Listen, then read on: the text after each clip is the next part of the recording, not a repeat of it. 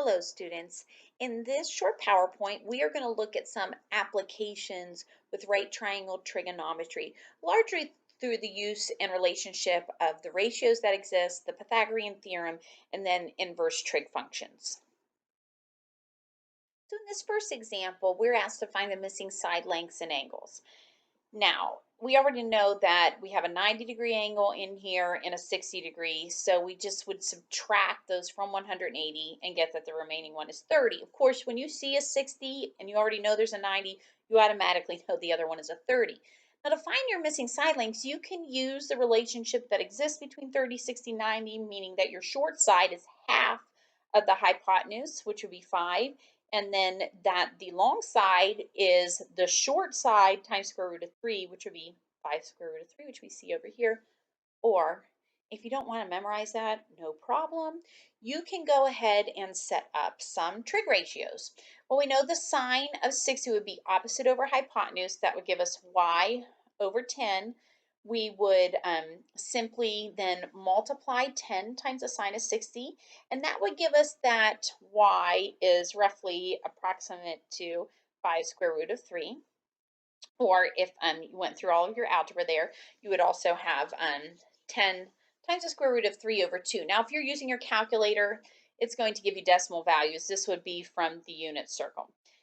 Now, to find that remaining side, if you did not use the relationship that exists among 30, 60, 90, you would just use your Pythagorean theorem here. And so we would put in the 5 square root of 3 in for our y squared, our 10 for our hypotenuse, and we would square it. And then we would subtract both those quantities. We get that x squared is 25, take the square root, and we get 5. What if you know all the sides of a right triangle, but you don't know the other two angle measures? How do you find these? Well, this is where we have to use inverse trig functions, and the notation is made with raising your trig function to a -1. And it's so important that when you initially teach this to students that you get them to not think of that -1 as an exponent.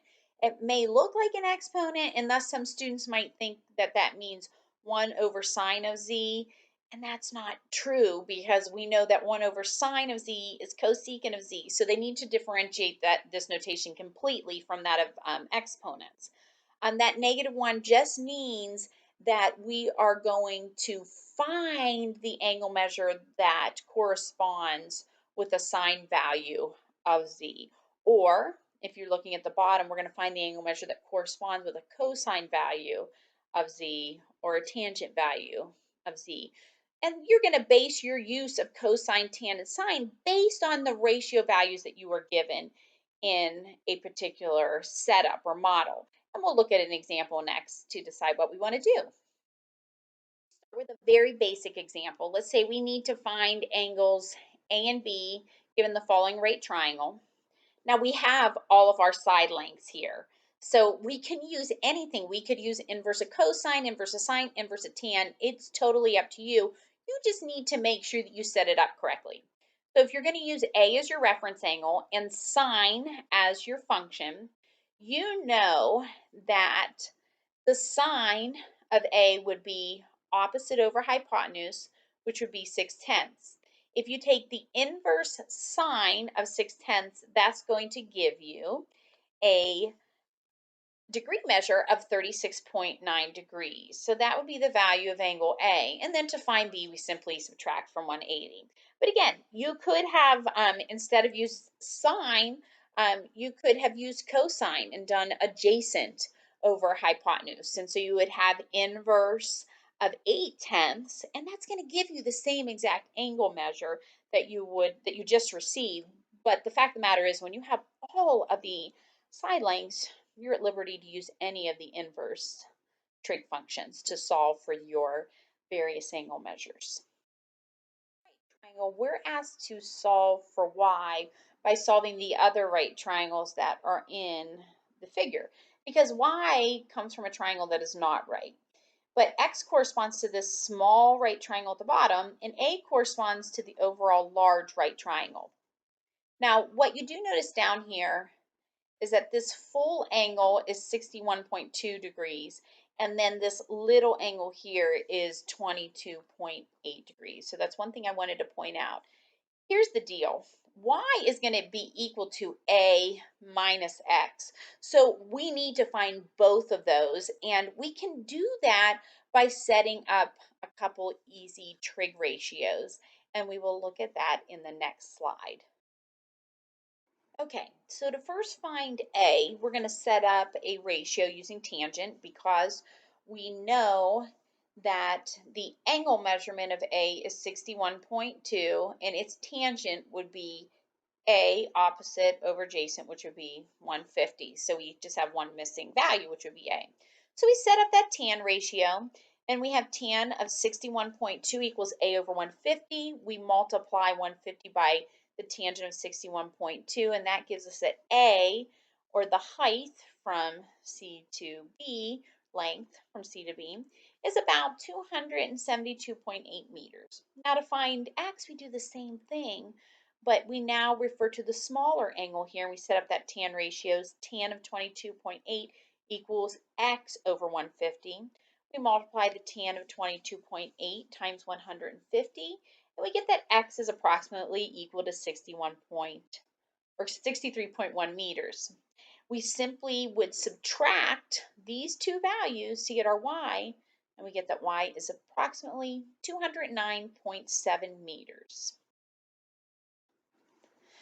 Trigonometry has some amazing applications in astronomy and engineering. In fact, we'll look at an engineering application in the homework that's fascinating. But in this brief PowerPoint, I wanted to look at one that has to do with astronomy. The radius of the Earth was computed by Aristophanes in the 3rd century BC by an ingenious method. If you have time to look it up, please do so because it's just phenomenal. But here's a modern way to verify his findings. We send a satellite into orbit at 600 miles above the Earth. It has onboard instruments to measure the angle formed by the vertical. What's the vertical? It's looking straight down to the Earth and the line of sight to the horizon. That angle is roughly 60.276 degrees. We want to use this information to find the radius of the Earth, assuming that the Earth is a sphere, which we know it is. So we will look at the how to do this part in the next slide. So we look at what we're given in this figure. We have the angle measurement of 60.2757 degrees.